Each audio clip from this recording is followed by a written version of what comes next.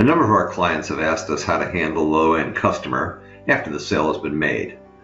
Although the revenue associated with the low-end product is not very rewarding, this customer has the ability to grow and expand with your company. So we want to make sure that the low-end customer gets a decent level of service from someone in your sales and marketing organization. Truth be known, most sales representatives who are in the field don't do a good job of after-the-sale service of the typical low-end copier and printer customer. More and more, we hear dealer clients tell us that they are creating internal sales assignments. These internal sales assignments have 4 primary responsibilities. They are responsible to service low-end customers in their base. They sell additional supply items not included in the supply service agreement.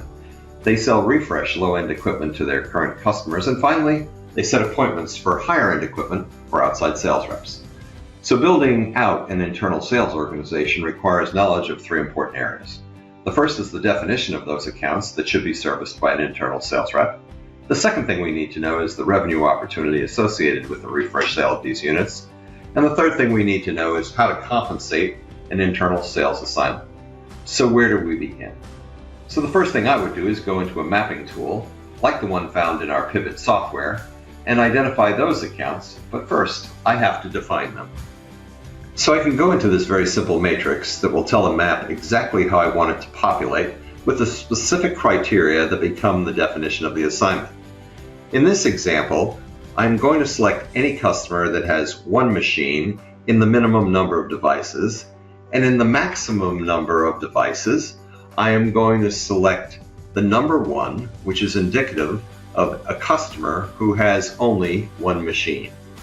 Now I am going to tell the mapping tool what segments of product I would like to position in a potential internal customer definition.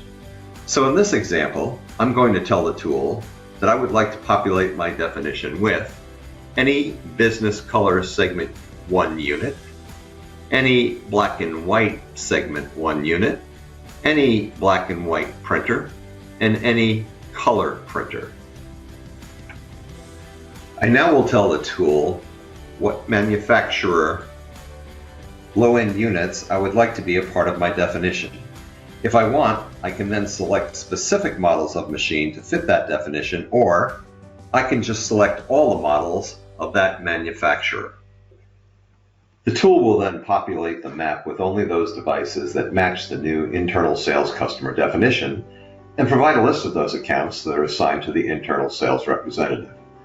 The final step is to determine how I compensate the internal sales rep and document my expectations of their performance.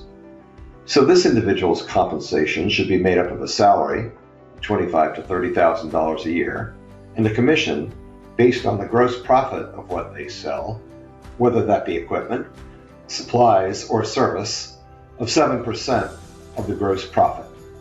Your expectations should be that this individual will contact as many as 30 to 40 internal customer clients every day for the purpose of making sure they contact every customer every 2 months. And at the same time, deliver a monthly revenue goal of $30,000 per month or a gross profit of $4,000 per month.